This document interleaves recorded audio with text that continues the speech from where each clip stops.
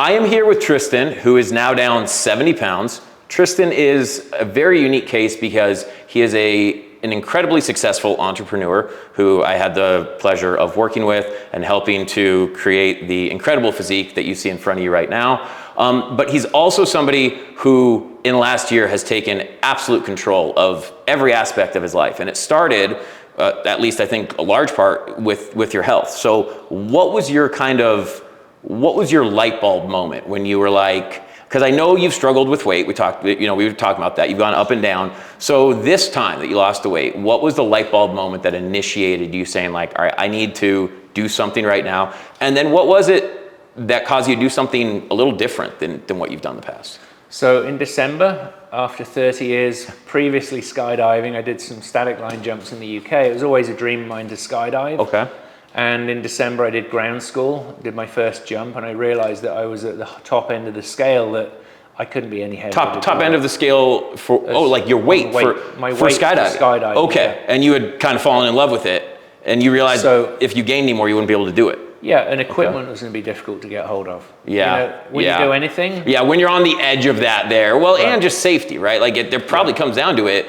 Okay, so it was going to take away something that you love, and that was enough for you to say, I got to do something. Yeah. Okay. That's it. Everyone has to have that light bulb moment. For some people, it's, not being able to getting winded, carrying your sleeping child up the stairs to go to bed or whatever. For you, it was skydiving equipment's not going to fit anymore, or they just won't let you go. What is the weight limit for skydiving? So it's about 250. Oh, it is 250. Really, so you were right there. Yeah, you really would not have been able to go anymore. Wow. And when I look at it, there's inspiration, there's motivation. Okay. Motivation is something that's kind of scarcity, that you need to do it. Right. Inspiration is something you're inspired and you want to do. Okay. And that was I think the difference between some of my weight loss journeys in the past, of being motivated because of the negative rather than the positive. Right. This time it was more of looking at the positives that were going to come out of changing your life in this way. And you and I have talked about that. There have been a lot of other positives. To speak to your own point, you've improved, it seems like many aspects of your life, or at least devoted yourself. Can you talk a little bit about how improving your physique and your health and everything? I know, what did you run, 7.5 miles this morning? Ran 7.5 miles. Yeah. Absolutely incredible. The fact that the guy who looked like, we'll throw it up, looked like this, also looks like this and ran try to get that guy to run 7.5 miles. He's literally probably gonna have a heart attack. I remember, when we talked about the commitment, it was eating out no more than twice a week, and what is it, 60 or 90 minutes cardio? Yeah, it wasn't a whole lot of cardio. And I was thinking, shit, I can't run for half an hour a day 3 times a week. Yeah, now you're doing I figured out maybe doing 10 minutes of kind of intervals, and it was like even 2 or 3 minutes was a struggle to run at that time. Yeah. I remember that now. Yeah, well, you have all that extra weight that you're carrying, and it's just not doing anything for you but dragging you down. Yeah. And I'm sure you see that now. I don't know if you ever have put on a weighted vest or anything, but a lot of clients at the gym I own, they'll throw on a 25-pound weighted vest and be like, oh my God, is this what I used to carry around? When we lose it progressively, we don't realize it in that one big jump. But when you put something like that back on, or you're carrying dumbbells, about to do a step up, you realize how much weight you really have gotten off your body. I know, obviously, you've made an incredible physical transformation. We can all see that. But when I started working with you and throughout working with you, as you've mentioned, so many other things have improved. And you took this on as kind of a year to, at your age, kind of like really take life to the next level. And you've obviously done that physically. And I just kind of wanted to get an idea of how that's impacted you in, some of the other aspects and some of the other things you're doing as an entrepreneur doing this, alongside the discipline that you're exhibiting to your health and fitness. What are some of the other things that you've done? Sure. In business, I'm letting go of stuff that doesn't serve me. Good. Kind of like letting go of weight. Easier said than done. Metaphoric sense. Yeah. And not doing so much. I think that a lot of people have the excuse of, I haven't got time to go to the gym, and try to make 3 days a week getting to the gym. When we started, was, when am I going to fit that in? But we always prioritize what's important, and funnily enough, the things that aren't as important fall away. And it's just been a year of evolution in some things dropping away. Yeah. People, places, events, different activities, and just kind of clearing out my life in some ways there. And I haven't reset everything yet, but things just evolve over time as those things come around, you know. I think you said it perfectly with I've gotten rid of things that don't serve me anymore. Yeah. Right? And that's allowed you to free up time for more things in other aspects like your health and fitness that do serve you. And you've kept the necessary things in your business. You probably have found more balance between business, health, and family than you've had in quite a while, I would assume. Yeah. I mean, I'm meeting at least one of my kids at least once a week. That's another thing I know we always talk about. A couple of times a month or something. Right. That's changed, but that's all of our lives changing and evolving over time. Relationships changing, and the way that we relate to ourselves also allows others to relate to us differently from what they see of how we relate to ourselves. It's not necessarily a conscious thing, but like you mentioned about the weight vest. Yeah. You know, who we are. If we haven't seen a friend for 6 weeks, or 6 months, or 6 years, they don't know what we're doing. We need to tell them what we are, who we are, and what we're becoming, or who we've become over time, in relationship to who we've been in the past that they knew us to be. And in the same way, we need to relate to ourselves differently as we become the person the person that's now become somebody in my physical body that is intentionally running a half marathon in January. I know. You know, and it's not that huffy puffy guy in January was like, another 2 minutes of cardio to make the 5 minutes or the 10 minutes a day. Now it's not so much, massive physical change, but it's the person that I'm becoming that allows me to do those things. And I've seen your approach change. It's almost like you look forward to it at this point. And I should note the amount of exercise that you're doing. If you kind of break down when we first started what I had you doing, we had you going basically lifting weights 3 times a week. And doing roughly an hour to an hour and a half of cardio per week. That was it. And that was all we needed to get things kick-started. Now, obviously, as you've gotten in better shape, you've been able to do more. So what are you doing on a weekly basis now? So I'm running with the dog at least 2 or 3 times a week. Great. I was running 6 or 7 days a week up until I started this half marathon training program. I didn't know the burnout sort of thing. If I do it every day, all of the time, then it's not going to work out well. But I'm running 4 or 5 days a week now. In the context of the app that's telling me what to do, that's got 3 workouts a week for me. And I'm kind of balancing between the workouts you and I have and the ones they're doing. Just so I'm balancing out. So you've upped it maybe by 25-30%, but still not, it's not unrealistic. How many hours a week do you think you devote in total to exercise? Hours that I didn't imagine that I had a year ago. That's a good way to put it. Really, it's, roughly it's probably 45 minutes to an hour at the gym, give or take, probably close to the 45 minutes 3 times a week. Then, 4 miles a day is probably 55 minutes, so call it an hour. 4 times a week, that's 6. So you're doing about 6 to 7 hours, so about an hour a day of physical fitness, which again, I think people are under the impression that you have to be doing so much more to make the change that you've made from that body to this body in the period of time you've done it in. And not only that, I think many people are under the impression you wouldn't be able to do it living the life that you've lived, right? When we first started, you were reaching out, as I encouraged you to, every time you were eating out, so that we could dialogue about, all right, what do you normally get here? And you would tell me, hey, normally I get a salad with this steak, or should I get double steak, or whatever it may be. And as we navigated, different types of menus, you go to LGO a lot, right? I love LGO, and we kind of navigate that menu, and then learn a steakhouse, and sushi, all types of different restaurants, right? Indian food, different things like that. Then when you go to any Indian restaurant or any place that's like LGO that has sandwiches, exactly what to get. And you don't even, now that we're on the reverse diet, by the way, right? Now that you don't even really need to message me unless you're going someplace entirely new that you're not sure of. But you don't need me nearly as much from an accountability perspective because, like you said, it's become more habit. You want to fuel yourself the right way, and you understand how to make the choice at the restaurant because we taught you, instead of you taking around a meal prep or something that then you end up at a restaurant and you have no idea how to navigate the menu. I've had you using MyFitnessPal to track your calories. I know tracking calories is a pretty touchy subject these days, or tracking foods, period. But you and I were just discussing it, and like you said, it should be viewed as an education tool, right? For you to start to learn, my favorite order at my restaurant is how many calories? Okay, well, what if I cut out this and this? Oh, you know what? I would still really enjoy that, right? You swap the mashed potatoes out for the baked potato with all the fixins, and you save 600 calories, something like that, right? I think that your ability to know how to navigate those menus has been huge, and I think a big piece of that has come from MyFitnessPal and tracking, right? Again, tracking should not be a restrictive tool. The goal with tracking is not to prevent you from eating more food or take away your calories. It is to educate you and do exactly what you said. You learn, oh my goodness, I never realized this brand of pasta was this much higher than this brand. That's the goal of tracking, is so that you can then see those things black and white and start to learn, hey, you know what, for me, this one is a better choice.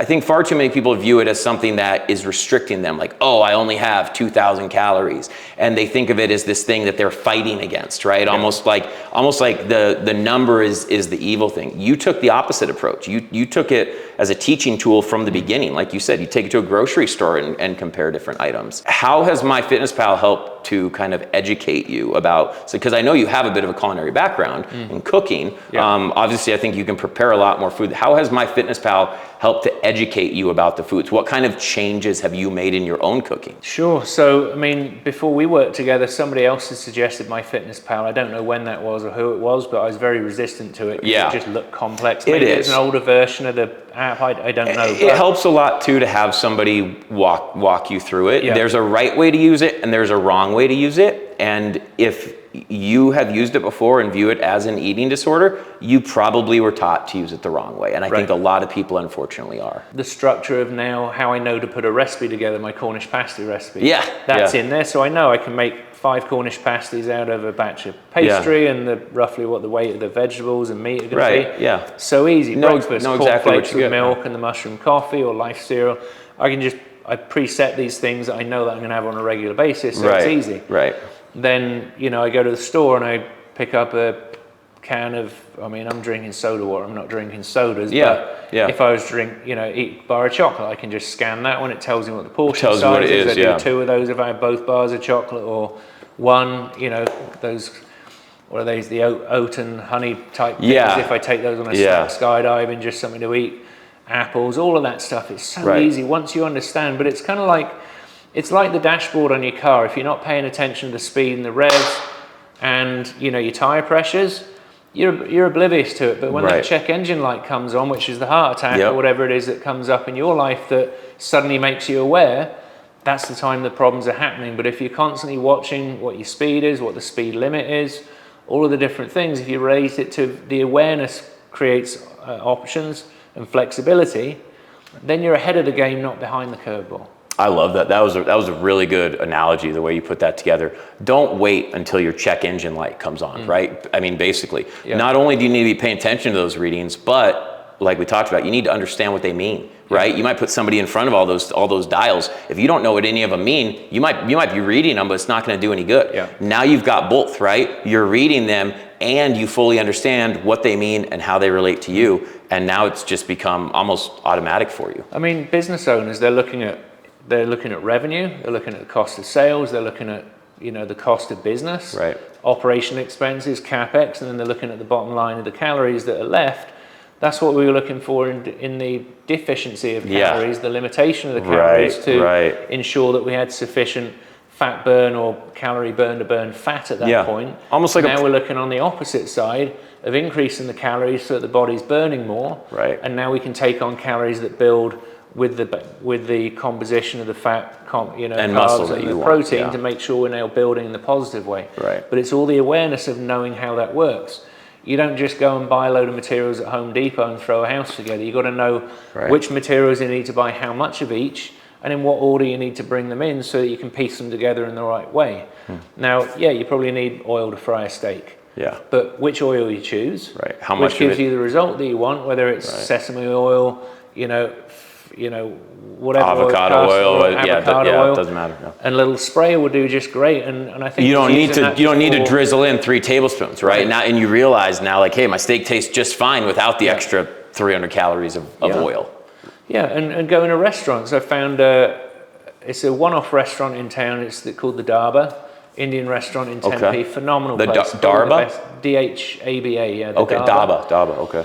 I think it's probably the best one in town that I've been here. And I mean, Brits know Indian food pretty well. There's a number around. Yeah. But it tells you the calorie count on the menu, great. which very few do, especially if it's a one-off restaurant. That's true. Yeah. So if just so everyone knows, if a location has 30 or more, they're legally required by law. But something very interesting off that point is we have run studies, and I've already talked to you about this, on the information put out on those nutritional websites, and we have learned that the average is that they're underestimating or lying to you by about 25%. Right? So when the law was passed in 2010, they didn't require any degree of accuracy. So just something for people to be aware of is that the calories you see on the restaurant menu are usually fudged a little bit. They're usually a little lower than what they actually are. So all of my clients, because the average in the industry is 25% off, I will have you enter restaurant food as 1.25 servings. It's great though that a one-off restaurant that doesn't have to be putting out their nutrition is putting out their nutrition. I really wish more places would do that. So that just helps me go to a place that I know is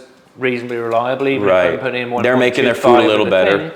That at least they're giving some information. Right. And I can reliably go there and pick things off the menu, and even if I go over on one thing, I can avoid the rice or avoid the naan bread or whatever it is, or I just generally have half of whatever it is now and take the rest home, and that's lunch the next day, which is great. And I love the way you put that. You go, I can have half of this or half of that, depending on what you want that day, right? Again, it just goes back to having that understanding, being able to make decisions when everything is not the same every time. One thing I want to touch on, and I know you're super busy, you travel a lot of my clients do, is if you're going to an out-of-town convention or a conference or for real estate or something, how do you go about navigating each day while you're at that conference without just causing everything to go to hell? Just got to look at what's on the menu, what's available, and just make the right decisions. I know that scrambled eggs probably going to have a bunch of oil in it, but I have less scrambled egg.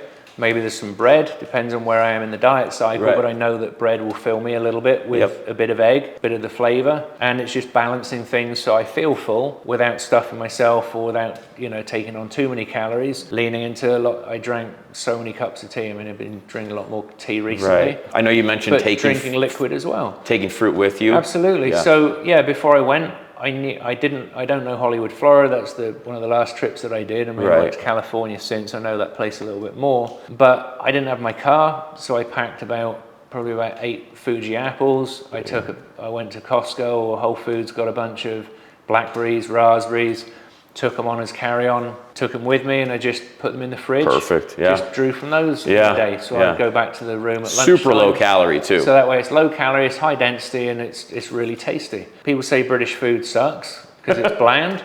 Well, when you put so much sugar and salt in food that you do in this country, you can't taste the natural sweetness of fruit. I love that. So I kind of eliminated almost all of the sugar out of my diet from adding sugar a long time ago, cereal, that sort of stuff. But now eating this, I always go for organic fruit. I made the mistake of picking up non-organic apples. You can taste the difference. It was just so bland. You can taste the difference. With certain fruits and veggies, I will say, I'm not a huge proponent of going fully organic everything. I don't think it's necessary, but there are certain fruits and vegetables, simply from a culinary perspective, for myself alone, I will get inorganic because they taste that much better than the non-organic. You nailed it. One thing I want to touch on was the fact that you did keto last year, and you've tried a lot of diets. So talk to me about why you stopped doing keto. I went on a trip to the UK. Okay. Where I didn't have a kitchen to work in. I was over there for a trip, and it wasn't conducive. It wasn't going to be realistic to keep that diet, so I had to stop, and I chose to stop. There was some other family stuff going on. My brother passed away, so it wasn't something I could really go into and maintain and stay focused on. But even if that wasn't the case, it's not easy to go and travel on keto to a different country, a different place where you don't know where all of the sources of your diet are. That'll keep you in keto. The ability to keep those, cook, whatever it is that you need to do. Plus, keto's, I'm sure people are aware of it in the UK, but going to a restaurant there might not be as easy to find some of these crazy American diets. Isn't it funny that the fattest country, we have the most diets? What does that tell you right there? And they're all low carb, in case you guys didn't notice. Keto, paleo, carnivore, Atkins, every single diet is low carb, and we are the fattest country. I mean, it's not hard to see. But that, I mean, you nailed it right there. It's the lack of sustainability of it, right? Like you said, you couldn't even do one trip without it. Now, a lot of people are going to watch this and be like, I would have packed my keto snacks and my keto this. And I'm like, stop. Like, what are you going to do? Are you going to never have a Cornish pasty again? It's obviously possible. Yeah. But how likely and reasonable is it to there you go. Those trips? Possible and reasonable are two very different things. That is well said. So we have started the reverse diet with you. I know reverse dieting is a hot topic right now. A lot of people want to do it. I don't think a lot of people know what it really means. We've only got you up about 400 or 500 calories right now. The great news is you can tell your metabolism is as of the last couple days here, really starting to pick up. I think you were down today to 188.8 or something. And you can tell that your body is starting to take hold, which means we're going to have to make another increase this week. You'll probably be up 600-700 by the end of this week, to be honest with you. What are some of the adjustments that you've had to make going from the transitional phase of dieting and having all these restrictive foods to now having a little bit more freedom with food? Sure, I'm going to eat more pasties. Yeah. I brought a bit more pasta in. I've got that stuff that we got Simply, was it? From Amazon, but that's like 9 calories a portion. Right. 4.5 calories a portion, so I'm having 2 portions of those. Yeah. But that won't even get you to your numbers. So you're probably having to eat more. You're probably finding you have to work more normal foods back in. Yeah, and I think that's part of the struggle. I've worked in some potato chips, which were normal, but they're not the ideal normal foods. Right. I'm bringing in more, instead of the bell peppers, I think I've got some of those tiny little finger potatoes. Right, a little higher carb. So I've stuck them you're getting a little on the skewers last night on the grill. Oh, smart, I like that. So just grilling those. So there's no fatter than a little spray of avocado oil. Yeah. And I think when I heat those up, I can probably crush them. Okay. Even if I put a little bit of garlic in there or something like that. You know, just something moisture-wise, just to give it a little bit of no, that's perfect. Are you starting to kind of see the reasoning behind the reverse dieting as of the last couple days of basically we're trying to stimulate your metabolism and tell your body, hey, look, he's being fed enough again, but not doing so in a way that's going to cause you to gain excessive body fat. So the great part is we're getting your metabolism going again, but you're not packing on weight, you're having more energy, and you're getting more freedom with food. Yeah. I mean, I wish I could convince everybody to reverse diet, and I'm so happy you did, because I think you're going to get so much out of it. But I just kind of wanted to touch on someone who's in the beginning phases, because I would love to do another one of these videos when you're done and show people what you've ended at calorically. Sure. And I mean, hell, by that point, you're going to be literally probably having to eat Cadbury eggs just to hit your carbs. Yeah. You know? It's an interesting process. I mean, obviously only a week in, not a huge difference physically. Right. I'm doing a bit more running, so my exercise is changing a bit more cardio than so much weights. But there is weights with these things, but I'm definitely hurting after some of those early workouts. Well, the kettlebells, the squats, the thrusts, the change up, the different type of workouts. Yeah, so that's kind of kicking in. So I'm getting a little bit of soreness, but those are going to be the things that are helped by the diet, because I'm now getting 100%. Less fat, more carbs. You're getting in more carbs, more protein, so you'll be able to repair more. Yeah. And you'll start to notice, especially this next week, going into this next week, you'll really notice a pickup in the energy. Yeah. That first week is kind of the transitional phase, and I feel like the last 2 days your body is really kind of taken hold of it. Yeah. So I'm excited to see with this next increase what we get out of it. Yeah, I just want to see my upper body start to develop, and that's going to be it. It's going to and that's one thing I tell everyone. At the end of your diet, when you're most depleted, you're going to look stringy. You're going to look. Not only is the reverse diet beneficial because it helps to get your metabolism back to where it should be, right? All those numbers that are pushed in the wrong direction when we're underfeeding ourselves are given time to go back to the right direction, but we're doing so in a way that, like you said, we're going to be building muscle. That little caloric surplus that we're going to have, the goal there is that all of that, ideally, or nearly all of that, goes towards building muscle. So we have a surplus telling your body he is eating enough calories, or maybe a little bit more than enough, but not so much that there's any significant degree going towards body fat. So the goal here is within, however long, what you should put on in terms of weight should be almost exclusively muscle by the time you finished rehabbing your metabolism back to what I call factory settings. You're down 70 pounds now in the last roughly 10 months. We're on to the reverse diet. I always like to ask people who have made a transformation like yourself, what have been some of the staple foods that you have used throughout the process that have worked really well for you? Really enjoyed grilling chicken. I love cooking on the barbecue outside, even through the summer. Obviously, it's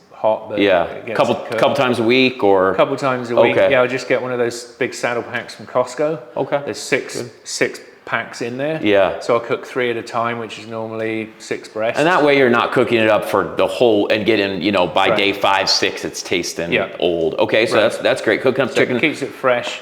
At the same time, I've got the wooden skewers. I just stick mushrooms, bell peppers, and onions on there. Good. Veggies. They don't really need a lot of flavor. Again, there's a lot of flavor in them if you're not overpowering it with something else. So Right. you get that good combination of flavor. And you're getting some fiber, you're getting some vitamins and minerals. I like that. All right, so we got protein, we got chicken breast, we got veggies, number 3. And then there's almost a net zero carb tortilla that I've been buying. Yeah, La Banderita. Or La Banderita. There's a large something like size that. and a smaller size. Yeah. And either work. The smaller ones I think are only 25 or 30. Yeah. They're really low, and I love the texture. I like 60 that. calories. Those are 3 grams really of good carbs or pickups something like that anyone could use. You could apply those Yeah. to so many different foods. You could turn that into an Asian dish. You could turn that into a Mexican dish. You could turn. I've done scrambled egg in them. Yeah. I've done quesadillas with them. Yeah. They're very flexible. It is. Those might are be a really bit good more fat in ingredients. the cheese, but it's offsetting the carbs and the crap that you normally get. I'm not saying all tortillas are crap, but Right. some are made with lard. You don't quite know what the fat content is. Right. But you're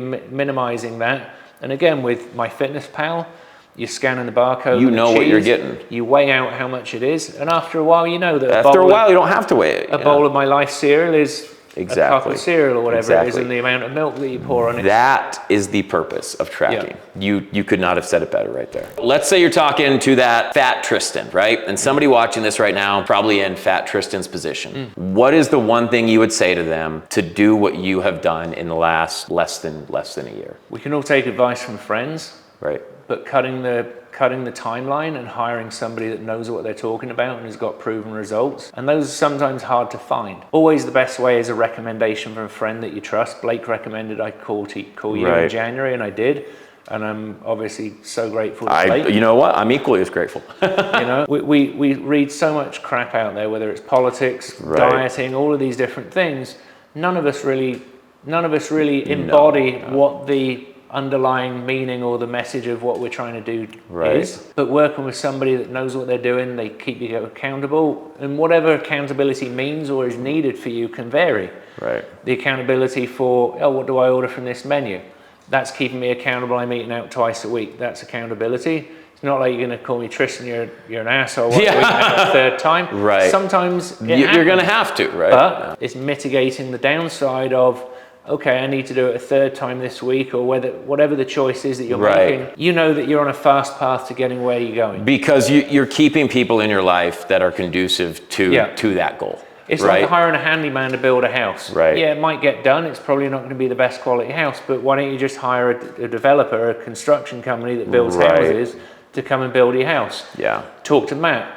What body do you want? What do you want to accomplish from this? Yeah. And then the builder's going to build that 2-story house with a 5-car garage instead of a two-car garage. When you got 5 cars, well, it doesn't meet work. what you're looking for. No, you're right. Yeah, you're and I appreciate the plug. I wasn't even trying to get you to go there with it, but you are right. I mean, I have a coach. I pay a coach. It's not because I don't know how to obviously do nutrition for people, but it's I need someone holding me accountable. Food is my struggle. For someone else, it might be something else. But if it is weight for you, you are absolutely right. It does make a difference. It does not have to be someone paid. It can be somebody close to you who you feel confident and comfortable with. But then you're going to struggle on that education side. Like you said, there's so much misinformation out there. So if you are in that position, pull the trigger in some format and just get the ball moving. I mean, it's opportunity cost I look at.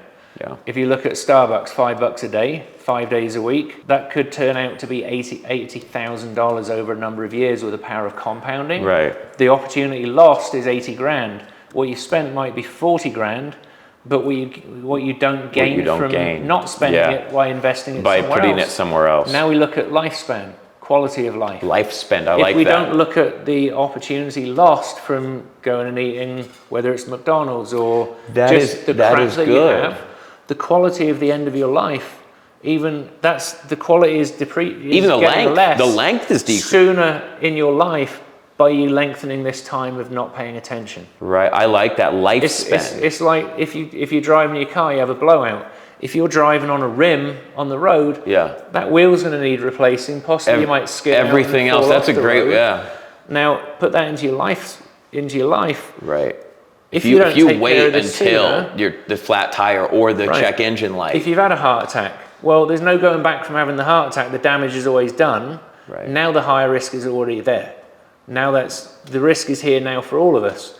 But the risk is lower the quicker we take care of it and become intentional and change the lifestyle, not just change something for a little while. I was doing the keto diet, like I mentioned a little earlier, with my friend Stuart. Mm-hmm. He'd done a lot of research on it. It was more knowledge than I had. Yeah. But there are those variables where, I can't leave the country or leave the town or go somewhere else right. to keep that going. Yeah. But by working with you, a paid resource, an expert in the area, right. I've cut my thing down from probably taking 3 years to lose 70 pounds potentially. True, yeah. And done it in a way that I honestly think you're going to keep it off this time. Agreed. Yeah. And, when we look at anything in life, we don't go to our friends and say, I got a big lump on my foot. We go to the podiatrist. We go to the right people, hopefully. You're right. But the longer we put off, it'll be all right, or my friend Bob told me to do this. The bigger of a problem it will be when you face it. Then now we're confused between different methodology. We're not understanding what the true methodology was to be able to put that into practice and what the long-term, the medium-term risks or benefits are along the way. So we're not aware of all of the benefits we're missing out on by not subscribing to that process fully. Now, in business, there's so many ways that I still want to move the presence and the clarity of skydiving. When you're falling through the air, if you don't do certain things, you're going to die. Right. So it's the presence. Will Smith talked about his first tandem skydive. The fear before he got out of the plane was overwhelming. Oh, it is. As soon as he was out of the plane, I can attest. He was in bliss. Yeah. He was in the danger, but he was present. You're out of control. But nothing else out at that moment mattered. And it's partly just getting up in the morning, being intentional about having half a cup of water before I go for a run, having the cup of tea after I get back, or whatever those things are, and just being committed to myself and fully committing for the right reason, because I see the longevity is possible. It's increasing your lifespan. Absolutely. And it's the quality of life that you have during the lifespan. My mum passed away from cancer in 2017. She refused chemotherapy. But I bet she had a better 3 months of life, no chemotherapy, than she would have done having 6 months of chemo. With chemo. Yeah. So you said, you're increasing your lifespan and your life spend of what that quality is going to be. By doing what you've done. You've literally added not only years, but the other years are going to be that much better because you're in the shape you're in. Yeah. So there you go. Increase your lifespan, people. I just want to thank Trystan again for coming down, for working with me, period. Hopefully we'll do another one of these when you are done with the reverse diet. We can show people how much your metabolism has improved, how much muscle you have built. Feel free to like and subscribe below. Comment if you guys have any questions for Trystan or myself about his incredible story. And just thank you again for coming on, man. I really appreciate it. You're welcome. Thanks so much.